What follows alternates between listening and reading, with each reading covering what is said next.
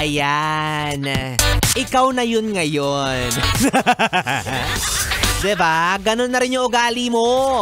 Oh, well, sabi naman nila, no, sign of aging raw. Kapag madali ka nang mairita sa mga mabababaw na dahilan. Totoo ba yun? O halimbawa, kapag mabilis ka nang mainis, kapag may mga batang nagtatakbuhan sa harap mo. O hindi naman kaya pag may mga batang naglalaro at pakalat-kalat at ang iingay. Tapos ikaw ay talaga namang naiirita na. Gusto mo na silang sawayin. Ayan, sign na tumatanda ka na. O hindi naman kaya kapag nakakita ka ng mga magka-holding hands na mas bata pa sa'yo, tapos medyo nararamdaman mo, ano ba naman itong mga batang to? Ang babata pa. O pero aminin mo, ganun ka rin naman ang kabataan mo. Diba? Kaya isipin mo na lang, panapanahon lang yan, oo. O, pero yung iba ha, balita ko, karamihan daw sa mga medyo tumatanda na. Talaga namang hindi talaga maitago ang edad. Kasi talaga namang talamak na or talagang halatang halata na mabilis na silang mairita. Diba? Sa kahit anong bagay pa yan. Yung onting kibot, yung mata talaga namang romorolyo, oo. Onting kibot, umiikot-ikot. Ang mga mata na tala mo naman talaga nalilisik na, no? Oh, yung iba naman din, hindi na talaga seasonal ang pagiging maldita. Kumbaga, sa araw-araw na ginawa ng Diyos, parating na ng sistema nila yung mag-imbyerna, yan. Oh, usually, mapapansin mo yan kapag binati mo siya, pero dead mo, hala? Maldita? Yung tipong kapag nakasalubong mo siya, sabihin mo, hello. Pero siya dead ma, diba? Walang pakialam sa'yo, parang hindi ka nakita. O, diba? May mga ganyang klase ng tao. At ako personally, isa yan sa mga pinaka-ayoko. Yung kapag ako ang nag-initiate na bumate, tapos hindi ako papansinin. Aba? Ganun pala ha? Markado ka na. Ang tapang mo na be. Mas masungit ka pa sa panahon. Diba? As an introvert person kasi, effort para sa akin, yung mauna akong bumate, tapos dededmahin mo ako.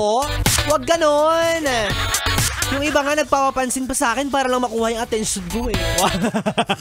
Kapal lang mukha. Diba? Tapos ikaw babaliwalain mo lang ako. Sino ka? Who you? Kung si Darren Espanto ka, baka sakali matatanggap ko pa. Charot. O ikaw ba, yes friend? Naranasan mo na ba yung tipo or yung para bang meron kang nakasalubong nakakilala mo? Alam mo naman na hindi malabo yung mga mata niya. Alam mo naman na lahat pinapansin niya maliban sa'yo, hala? Baka ikaw talaga yung problema. Hindi siya, di ba?